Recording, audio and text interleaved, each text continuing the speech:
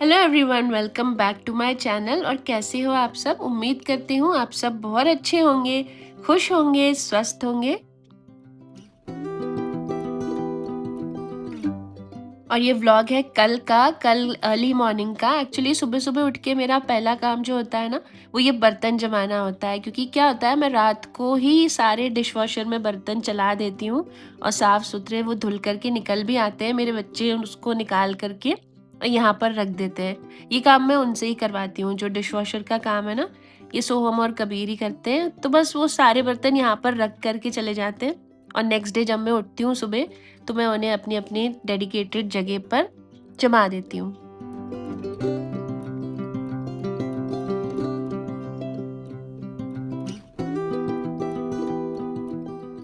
ऐसा इसलिए भी करती हूँ क्योंकि मैं ना बहुत ज़्यादा क्लटर्ड प्लेस पे काम नहीं कर पाती हूँ। मुझे किचन मेरा बिल्कुल साफ़ सुथरा चाहिए होता है, बिल्कुल ऑर्गेनाइज्ड चाहिए होता है, तभी मैं कोई काम कर पाती हूँ फिर किचन में। मतलब अगर 3 बर्तन इधर पड़े हैं, 2 बर्तन प्लेटफ़ॉर्म पे पड़े हैं, 2 सिंक पर पड़े हैं, तो अगर ऐसा-ऐसा क्लटर्ड सा किचन हो ना, दूध रखा है सामने या इधर साइड में 4 चीज़ें रखी हुई हैं, बस जिन चीज़ों का मुझे काम होता है ना, बस वही चीज़ें बाहर होती हैं, अदरवाइज़ सारी चीज़ें अपनी जगह पर ही होती हैं मेरे किचन में। और आज मैं थोड़ा-सा एक्साइटेड थी चाय बनाने को लेकर के, क्योंकि मुझे है ना अलग-अलग चाय की पत्तियाँ ट्राई करने का बहुत शौक है। अभी पिछले दिनों ही मैंने एक ऑनलाइन चाय की पत्ती मँगाई थी, वो ख़त्म की है। और अब मैं ले आई थी टाटा टी गोल्ड, ये भी मुझे बहुत अच्छी लगती है। तो अब मैं इसको पीऊँगी थोड़े दिन, फिर ये जब ख़त्म हो जाएगी तो मैं एक और दूसरी ले आऊँगी। मेरा ऐसे ही चलता है, मैं रोटेट कर के ही सारी चाय की पत्तियाँ ट्राई करती हूँ। और मेरे ख़्याल से जो भी चाय लवर्स होते हैं वो यही करते होंगे, एक-एक पत्ती धीरे-धीरे ट्राई करते होंगे। और मतलब ये मैंने जनरली देखा है कि जो चाय लवर्स होते हैं ना, वो सारी पत्तियाँ ट्राई करते हैं। तो मेरी फ़ेवरेट अगर आप बात करो ना, तो मेरी फ़ेवरेट है ताज महल और एक ये टाटा टी गोल्ड। ये दोनों मेरी फ़ेवरेट्स हैं। बाकी मैं ट्राई करती रहती हूँ, जैसे वाघ बकरी ले आए या रेड लेबल भी मैं ले आती हूँ, फॉर अ चेंज ये सब लाती रहती हूँ। लेकिन फ़ेवरेट्स की अगर आप बात करो, तो फिर ताजमहल और एक ये जो टाटा टी गोल्ड है। और चाय को लेकर बात हो रही है तो मैं एक बात और आपको बता ही देती हूँ। मेरा ना चाय बनाने का जो प्रोसेस होता है वो बड़ा स्लो सा होता है। बहुत आराम से चाय चढ़ती है मेरी, थोड़ी देर उबलती है, उसमें अदरक डलती है, इलायची डालनी हो किसी दिन तो इलायची डलती है। मतलब बहुत ही इत्मीनान वाली चाय बनाती हूँ मैं, क्योंकि मुझे ना चाय बिल्कुल परफेक्ट अच्छी लगती है, उसमें मैं बिल्कुल भी कॉम्प्रोमाइज़ नहीं कर पाती हूँ। तो मेरी फैमिली है वो थोड़ा-सा मुझसे नाराज़ भी रहती है कि यार तुम है ना चाय बनाने में बहुत समय लेती हो, पर मैं क्या करूँ, मेरी आदत है। बहुत टाइम लगता है मुझे एक चाय बनाने में। मतलब चाहे मैं अपनी अकेले की बना रही हूँ, चाहे मैं 4 लोगों की बना रही हूँ, मैं बहुत ही आराम से, प्यार से चाय बनाती हूँ और जल्दी वाली चाय मुझसे तो नहीं बनती है।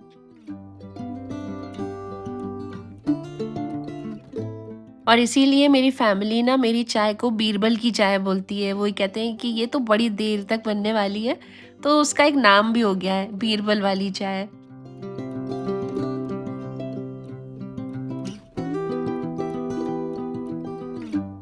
और मुझे ना दिन की शुरुआत बहुत स्लो करना अच्छा लगता है। मैं बिल्कुल फ़ास्ट शुरुआत नहीं कर पाती हूँ दिन की। अब इसको आप मेरी वीकनेस बोलो या मेरी स्ट्रेंथ बोलो, जो भी है मुझे नहीं पता। लेकिन ये जो फ़ास्ट शुरुआत होती है ना मॉर्निंग्स की, ये मुझसे नहीं होती है, ना मैं इसकी कोशिश करती हूँ। क्योंकि मुझे मज़ा भी नहीं आता है, मुझे मज़ा उसी में आता है कि आराम से चाय पियो, आराम से अपना नाश्ता करो, आराम से बच्चों को दो और धीरे-धीरे करो, बहुत ज़्यादा हड़बड़ हाय तौबा मत करो। इसका एक ये रीज़न भी हो सकता है कि मेरे जो हस्बैंड हैं उनका जो काम है, वो ऑफ़िस का जो उनका टाइमिंग्स है ना, वो यूजुअली आफ्टरनून्स में जाते हैं।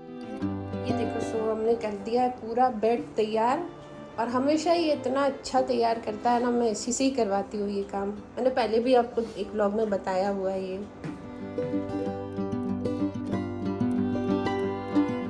मेरे बच्चों का स्कूल कॉलेजेस का ऐसा है कि सोहम जो है ना, जो मेरा छोटा बेटा है, उसका स्कूल अब इतना वो नहीं रह गया है। 11th-12th में उसने डमी ली हुई है, तो मॉर्निंग्स में उसको नहीं जाना होता है। वो घर से ही डमी क्योंकि ली हुई है, तो यहाँ पे ही स्टडी करता है, कोचिंग करता है।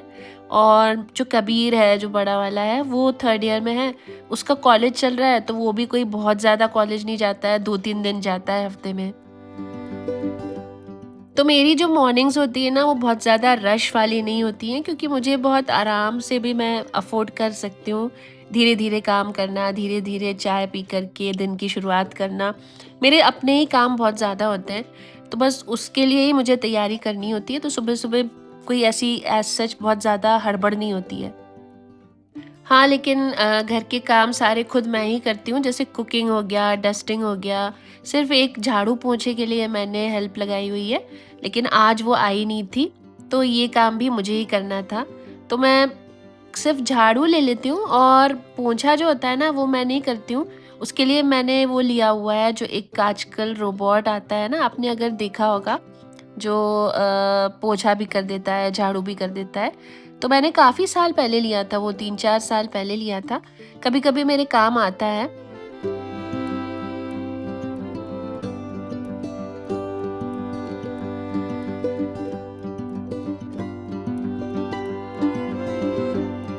और अभी मैं बनाने जा रही हूँ एक बहुत ही अच्छी रेसिपी, पनीर की रेसिपी है वो। और ये जो रेसिपी है ना, ये मैं बहुत पहले बनाया करती थी, जब मतलब मैंने जब कुकिंग सीखना स्टार्ट ही किया था ना, उस समय पे मैं बनाया करती थी।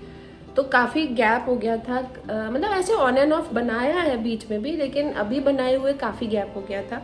तो बच्चे भी बोल रहे थे कि अब मम्मा वो वाला रेसिपी बनाओ जो वाइट ग्रेवी वाला है। तो मैंने कहा चलो ठीक है, आज बनाती हूँ। वो सिंपल रेसिपी है, पनीर और आलू और जो आपके बेसिक जो चीज़ें घर में होती है, बस उसी से बन जाती है। तो अगर आपको क्रीमी सी पनीर की और थोड़ी सी कम मसालेदार सब्जियां खाना पसंद है ना, तो आपको ये रेसिपी अच्छी लगेगी। और ये मेरी मलाई इकट्ठी हो गई थी, तो मैंने सुबह उठा करके बाहर रख दी थी, क्योंकि मैं फ्रीज़र में रख लेती हूँ। और बाहर रखने के बाद फिर बस थोड़ा सा चलाती हूँ, थोड़ा सा दही डाल करके और ठंडा पानी डाल करके, तो एकदम बटर निकल आता है।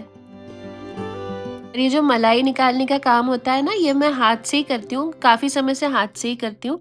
उसके लिए कोई ब्लेंडर या मिक्सर का यूज़ नहीं करती। मुझे पता नहीं क्यों ऐसा हाथ से करना ही अच्छा लगता है, उसकी कोई मुझे ज़रूरत महसूस नहीं होती है।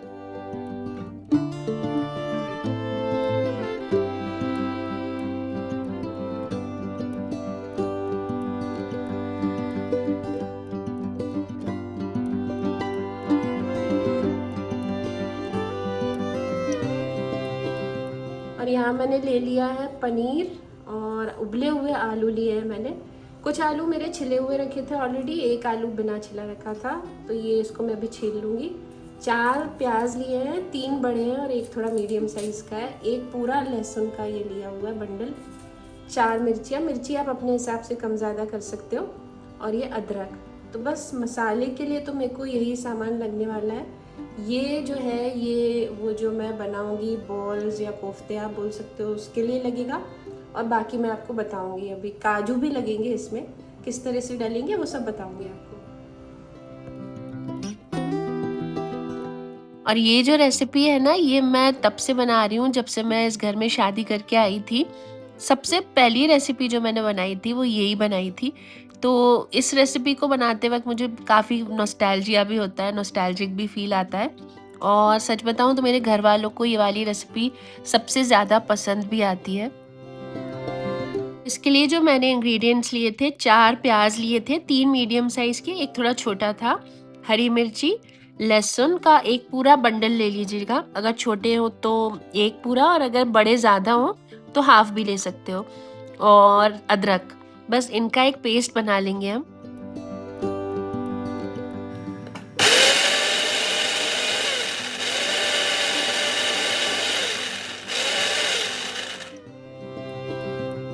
और उस मसाले को मैंने अच्छे से ग्राइंड कर लिया था, बिल्कुल फाइन पेस्ट में ग्राइंड करना है उस मसाले को। और बस फिर मैंने कढ़ाई में ले लिया था तेल, क्योंकि हम लोग सरसों का तेल ही यूज़ करते हैं, तो हमने वो लिया था।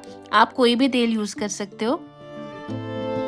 इसमें डाल लिया था मैंने जीरा और थोड़ा-सा गरम मसाले, जो खड़े गरम मसाले होते हैं, एकदम बेसिक वाले डालना है। जैसे मैंने डाला था लौंग, इलायची, और एक जो फूल होता है वो काला वाला, बस वो एकदम छोटा-सा उसका एक हिस्सा। तो मैं आपको बता रही थी ना कि मैं शुरुआत में जब यहाँ पे शादी होके आई थी तब मैंने यही वाली सब्ज़ी बनाई थी। सबसे पहले यही बनाई थी। तो इसको जब मैंने बनाया था उस समय पे तो सुदीप जी को वो इतनी अच्छी लगी थी कि वो हमेशा उसके बाद मेरे से ये बनवाते हैं। मतलब मान के चलिए आप हर 10 दिन में या हर 15 दिन में वो फ़रमाइश करते हैं कि मुझे वो मलाई वाले कोफ्ते खाने हैं। लेकिन मैं हमेशा उनकी फ़रमाइश पूरी नहीं कर पाती हूँ। बच्चों को भी फिर ये इवेंचुअली अच्छी लगने लग गई थी ये वाली सब्ज़ी। बस वो जो मसाला है इसको अब हम अच्छे से थोड़ा-सा भूनेंगे। बहुत ज़्यादा नहीं भूनना है, थोड़ा-थोड़ा ही भूनना है और ढक्कन ढाँक कर भूनिएगा, क्योंकि अगर आप इसको ऐसे खुला भूनेंगे ना तो ये एकदम फदकता है, ये जो मसाला होता है ना, और उड़ के इधर-उधर जाता है। तो इससे अच्छा है कि आप उसको ढक्कन से ढक कर के धीरे-धीरे बीच-बीच में चला-चला के थोड़ा-थोड़ा भूनना है। मैं थोड़ा-थोड़ा इसलिए बोल रही हूँ क्योंकि इस मसाले को हमको ज़्यादा ब्राउन नहीं करना है। इसका जो कलर है वो मेंटेन रखते हुए भूनना है, और अगर आप इसको थोड़ी देर ज़्यादा छोड़ दोगे ना बिना चलाए हुए तो वो ब्राउन की तरफ हो जाएगा। इसलिए खोल-खोल कर ढक्कन बीच-बीच में भूनता रहना बहुत ज़रूरी है।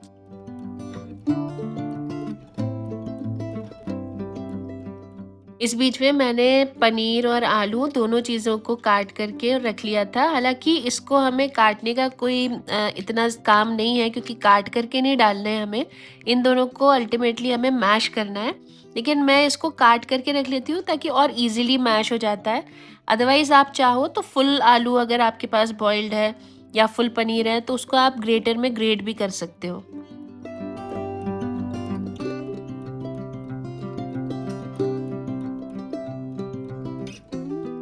और बस 5-7 मिनट बाद आप देखोगे कि ये मसाला अच्छे से धीरे-धीरे हो रहा है और तेल छोड़ने के बाउंड्री पे आ रहा है। तो जैसे ही ये तेल छोड़ने के कगार पर आ जाए ना, तब आप उसमें आगे का प्रोसेस शुरू करिएगा। लेकिन तब तक बीच-बीच में चला-चला कर हिलाना बहुत ज़रूरी है। वही इसीलिए ताकि वो ब्राउन की तरफ नहीं जाए। अगर आपको ब्राउन ग्रेवी चाहिए तो ही आप इसको ब्राउन की तरफ होने दीजिएगा। अगर इस ग्रेवी को व्हाइट ही रखना है या हल्का-सा स्लाइटली क्रीमी कलर देना है, तो इसको फिर हमें बीच-बीच में ज़्यादा चलाना पड़ता है। और ये जो आलू और पनीर है इसमें मैं डाल रही थी नमक और थोड़ी-सी पिसी हुई काली मिर्ची, क्योंकि इसी से टेस्ट आएगा। नमक डालने के बाद इसमें हम डालेंगे थोड़ा-सा मैदा। मैदा उस हिसाब से डालिएगा कि ये अच्छे से बाइंड हो जाए, और 1 या 2 चम्मच कॉर्नफ्लोर भी मैंने डाला था। तो ये दोनों चीज़ें ही बस उतनी-उतनी डालनी है कि आपका ये जो पनीर और आलू का मसाला है ना, तो इसको अच्छे से बाइंड करना है। और मैंने देखा कि यहाँ पर ना थोड़ा-सा मैदा और वो जो कॉर्नफ्लोर डाला था वो कम था, क्योंकि जब मैं ऐसे बाइंड कर रही थी ना उसको, तो ये हाथ में अच्छे से बाइंड नहीं हो रहा था, हल्का-सा गीला-गीला लग रहा था। तो इसमें मैंने फिर से 1-1 चम्मच, 1-2 चम्मच और डाला है, ताकि आप है ना इसको कर के देखना इस तरह से कि अगर ये बाइंड अच्छे से हो रहा है और आपको गीला फ़ील नहीं हो रहा है, तो ही आप इसको फाइनल मानना। नहीं तो अगर आपको ज़रा सा भी यहाँ पे ऐसा लग रहा है कि ये थोड़ा-सा अभी अंदर से गीला-गीला सा है, तो थोड़ा कॉर्नफ्लोर और मिला सकते हो, उसमें कोई दिक्कत नहीं है। क्योंकि तेल में ये नहीं फटना चाहिए, इसलिए इनको जितना अच्छा बाइंड करोगे ना, उतने अच्छे बॉल बनेंगे इससे। इसका ना हमने एक ऐसा डो जैसा बना लिया है। तो ये इस तरह से आप एक डो जैसा बना लीजिएगा, और इसी में से छोटे-छोटे बॉल्स हम बनाएंगे अभी। इसके राउंड बॉल्स बनाने शुरू कर दिए थे मैंने। बिल्कुल हल्के हाथ से, ज़्यादा ज़ोर नहीं लगाना है हाथ से, ज़्यादा प्रेशर नहीं देना है। हल्के हाथ से उसको बनाने हैं, या तो राउंड बना लीजिए या ओवल बना लीजिए। मैंने एक आपको दिखाने के लिए ओवल भी बनाया है।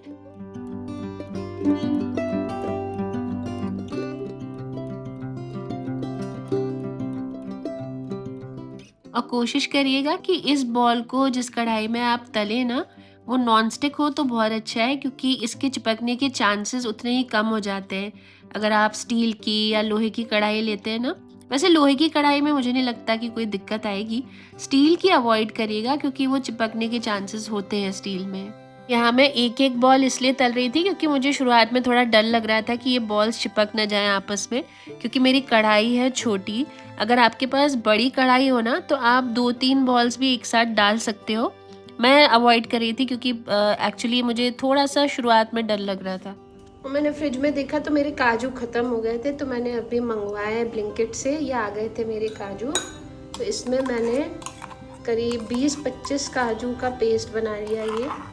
थोड़ा सा आप पहले से अगर सोक करके रख दोगे ना काजू को, मतलब 10-15 मिनट पहले से, तो और अच्छा बन जाएगा। मेरे पास टाइम नहीं था क्योंकि मेरे ख़त्म हो गए थे, उस समय थे नहीं मेरे पास, तो मैंने मंगा करके तुरंत ही थोड़ा पानी डाल के पेस्ट बना लिया। ग्रेवी मेरी पक गई थी, उसके बाद मैंने उसमें डाला था सिर्फ लाल मिर्च पाउडर, और यहाँ ये काजू का पेस्ट मैंने डाल दिया है। अब इसको हम एक बार और अच्छे से मिक्स करेंगे। इस ग्रेवी में मैंने हल्दी का बिल्कुल यूज़ नहीं किया है, सिर्फ नमक, लाल मिर्च इन दोनों का ही यूज़ किया है। बाकी सारी चीज़ें जो मसाले हैं उन्हीं का ही टेस्ट आएगा, और काजू बेसिक होता है इसमें, तो बस उसका ही आता है। आप ऊपर से चाहो ना तो थोड़ा काली मिर्च भी डाल सकते हो। मैं कभी डालती हूँ, कभी नहीं डालती हूँ, आपका चॉइस है। अगर आप डालना चाहो तो ग्रेवी में भी थोड़ी काली मिर्च डाल सकते हो। और ये जो क्रीमी सी ग्रेवी होती है ना, जो भी कोई भी सब्ज़ी हो, और ये जो वाइट ग्रेवीज़ होती हैं, इनमें जनरली बहुत ज़्यादा मसाले पड़ते भी नहीं हैं। बिल्कुल माइल्ड से फ्लेवर्स होते हैं इनमें, जो कि खड़े गरम मसालों से, काली मिर्च से, या जो सब्ज़ी है उसी से आ जाते हैं।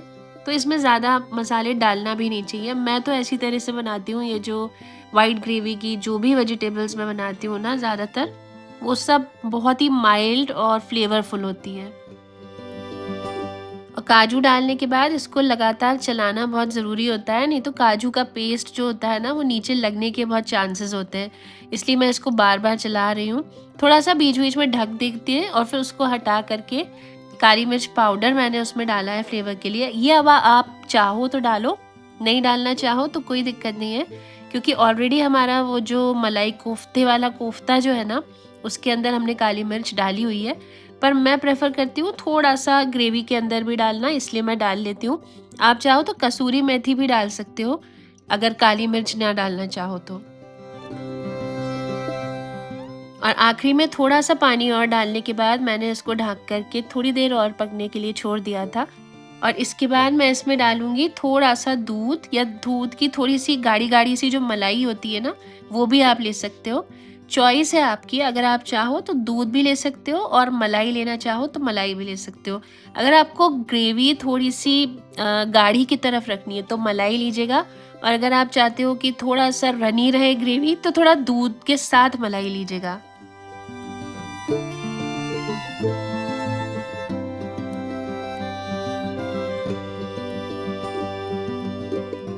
ये जो व्हाइट ग्रेवी वाली सब्जियां होती है ना, इसमें दूध और मलाई ये दोनों बहुत अच्छा टेस्ट देते हैं, और बिल्कुल नेक्स्ट लेवल पे लेकर जाते हैं आपके जो ग्रेवी का टेस्ट होता है ना उसको।